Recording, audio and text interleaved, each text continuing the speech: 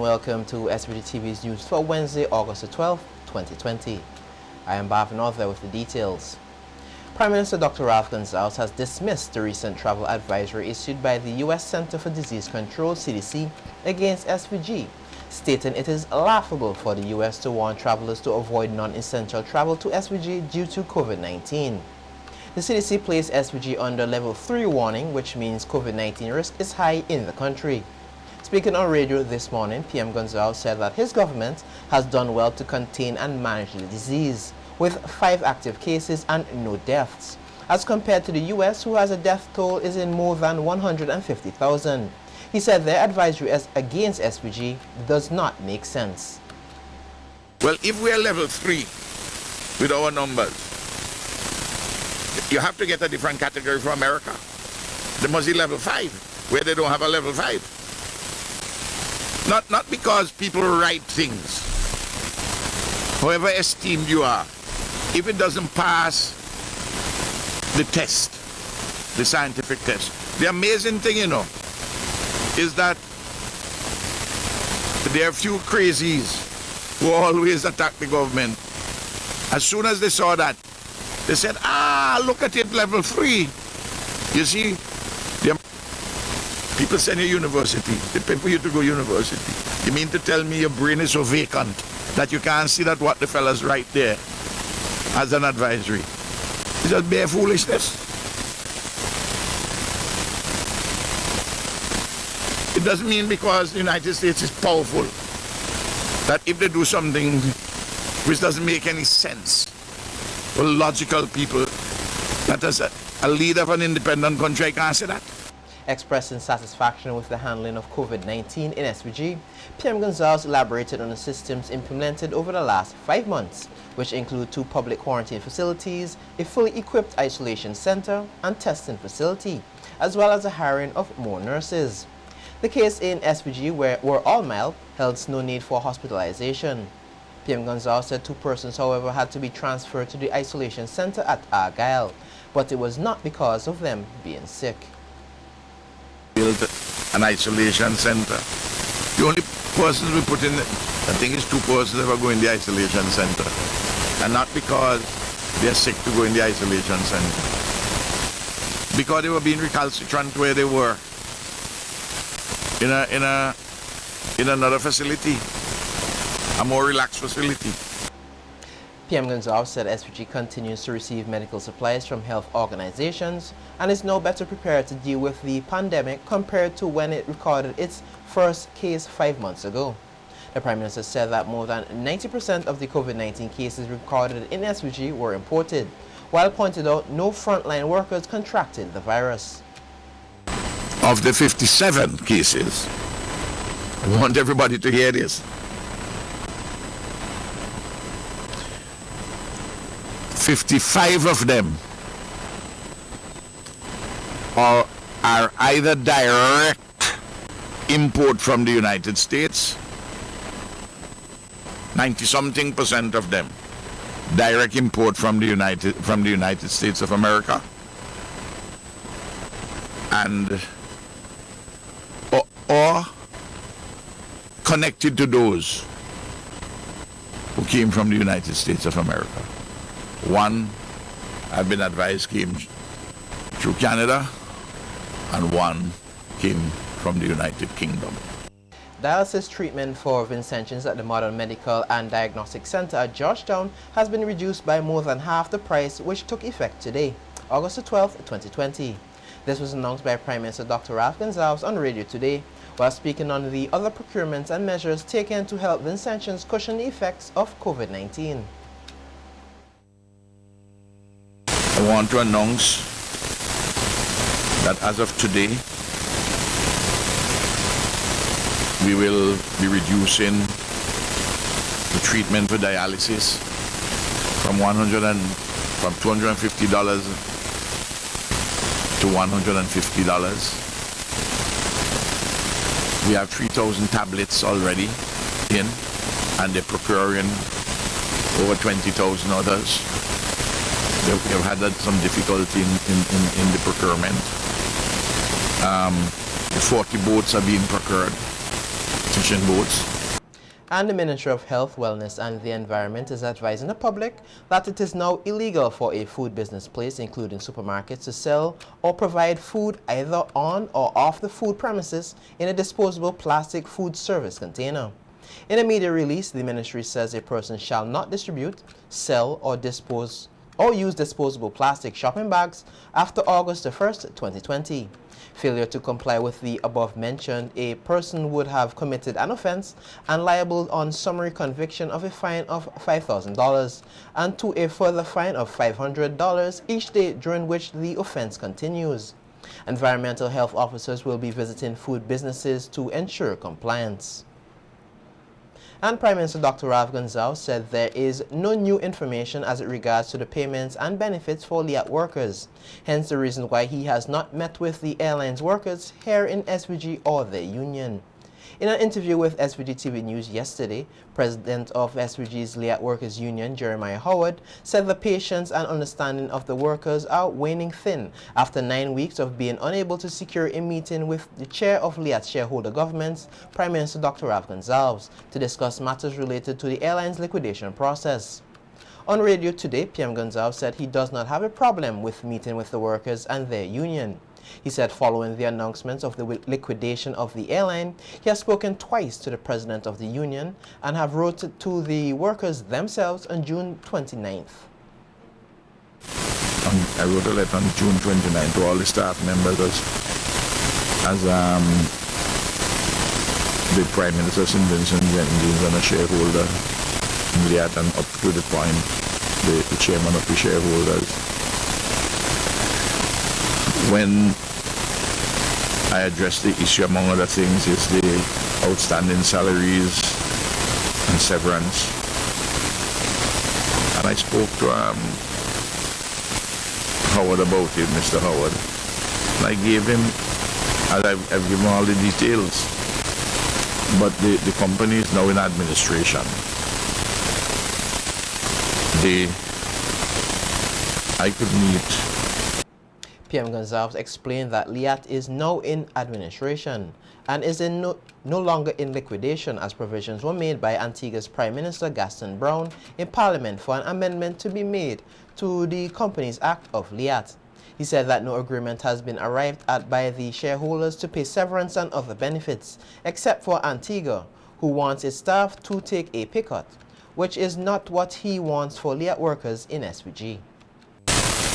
I value what the LIAT workers in St. Vincent and Grenadines does, what they have done.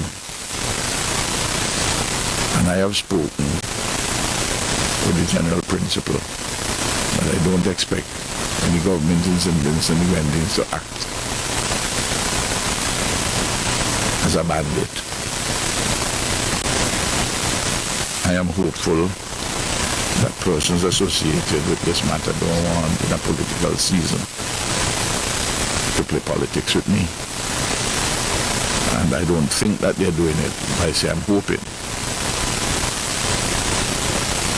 And if they want to find out, I can talk to quite easily to Mr. Howard.